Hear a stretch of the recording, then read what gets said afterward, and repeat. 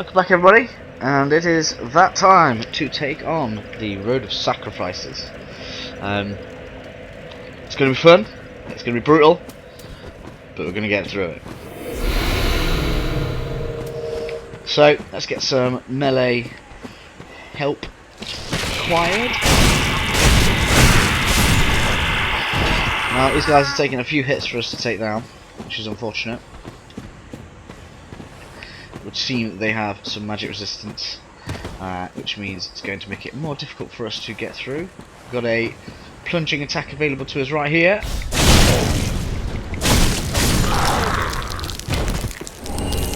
Shriving stone.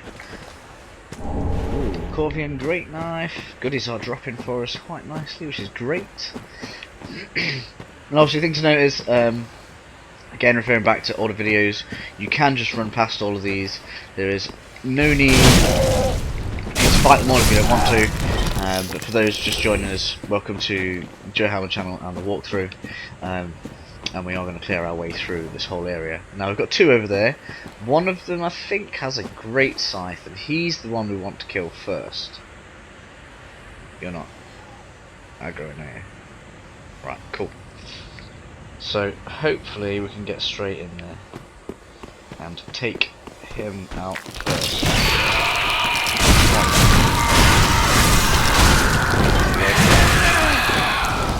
Now these guys are quite nasty once their wings are out, so let's back off a little bit.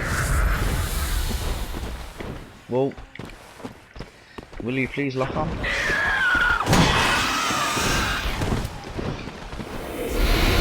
That wasn't what I intended to do, never mind.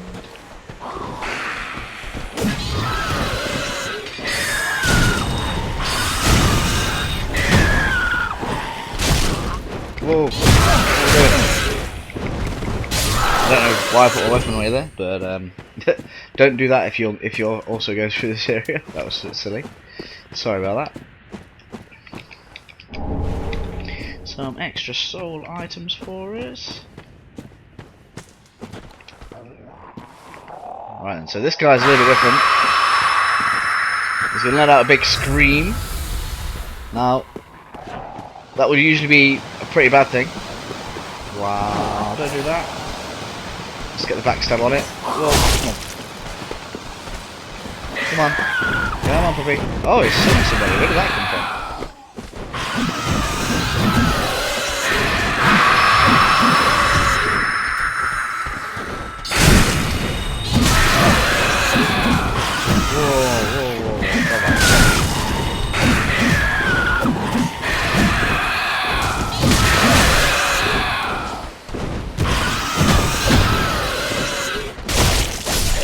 There we go. I don't know where he got that help from. Don't know where that one comes from. So be careful that another one can appear. It must come out of that cave. So this time we are actually going to take it down. There we go. Now then, if you can get one of these staffs, we'll go for drop for us right now. It won't do. So I am going to have to kill one of these a few times. But that staff will come in very handy for a lot of things that we're going to be taking on throughout the game. Cool, so with all that taken out, we'll drop down here. Now we should be able to see, I suppose we can't right now, but down there is an NPC enemy who will drop us the butcher's knife.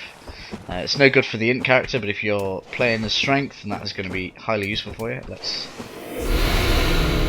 give ourselves a good chance. Now we should be able to do this.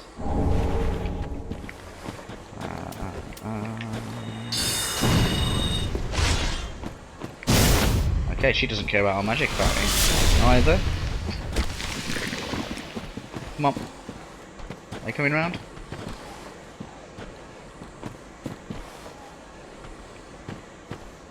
Come on.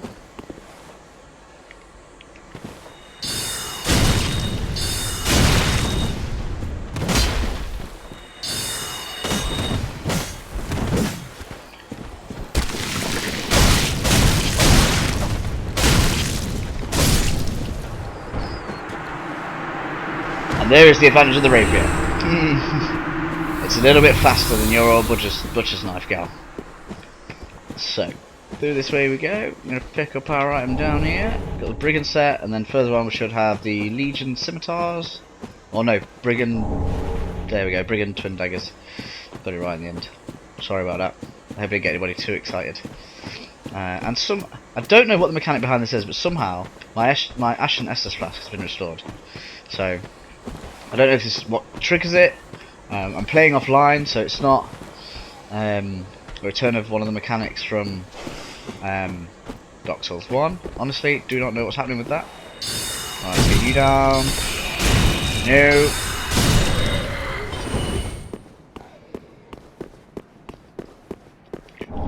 Cool, extra Titanite shard. And that brings back to where obviously we went past everything earlier. This probably really is where that extra enemy came to fight us last time. So that is most of the stuff from this area so far. Next bit is going to be a drop down on the right for a couple of dogs. But I think we have to homeward bone out of there. So what we were actually going to do first... Oh, he's going to start screaming, isn't he? Yes. Okay, we shouldn't have gone so slowly. Let's just do the drop down. It's not there. There it is.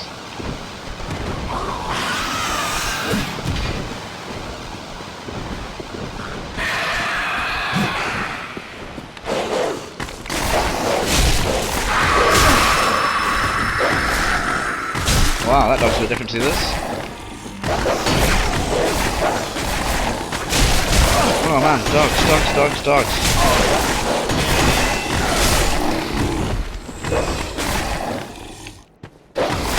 Get out of it, puppy. There we go. So we've afforded ourselves a bit of cover and a nice new ring. So I was originally going to try running across the bridge, but as it turns out I was a bit too slow because I was explaining stuff. But never mind. Now the difficulty with that bridge is basically this guy is a red-eyed version of these enemies that we are facing, which is just not pleasant. We're going to try and get a backstab on him. Nope, we're going to turn around. Come on. Yeah. There we go, so that's the red-eyed one dealt with. We could attempt to take some of these out from here to make it a bit easier to get by, but the intention from here is going to be to essentially run past them, get to the bonfire and reset them before we come back in and kind of deal with getting all the items we missed. Fantastic. Go.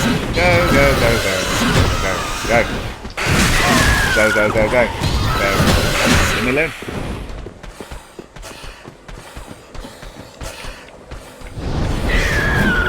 And now I have a sit down.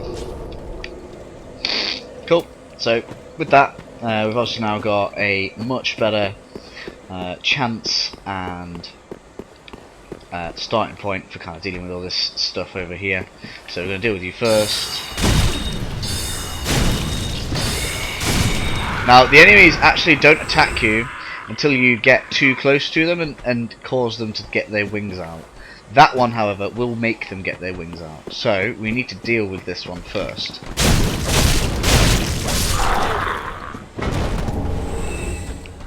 Thereby allowing us to kind of just have a look around.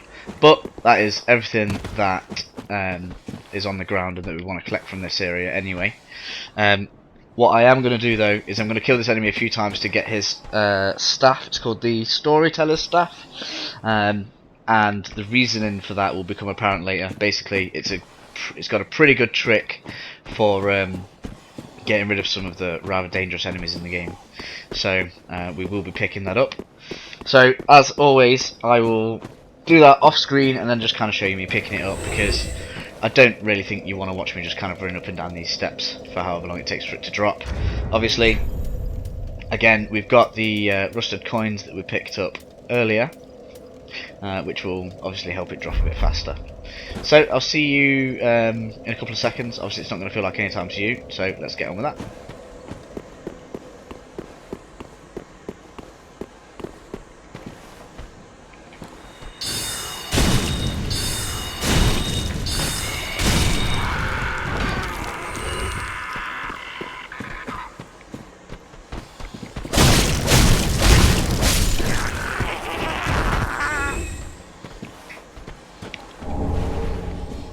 Cool, so we've got the storyteller staff.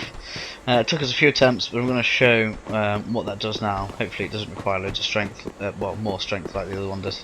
If that ends up being the case, then I may just have to put some points into strength and suck it up. But what this one does... yeah, so it does actually need more strength to use properly. But as long as we don't intend on actually using it as our catalyst... oh, that's a club.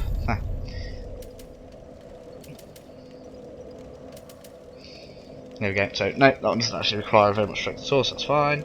Spell buff's the same as the one we're already using. So we may actually even just straight out switch to that. But what it does is cast this poisonous fog. Now most enemies are too fast for that to actually do anything to them. However, there are some enemies that will just sit there and let you do that to them. And they are known as mimics. Now mimics are one of those enemies that everybody loves and hates at the same time. Nobody likes getting caught out by one, but I will demonstrate that when we come across our next mimic. So that gets us to our first kind of bonfire into the Road of Sacrifices.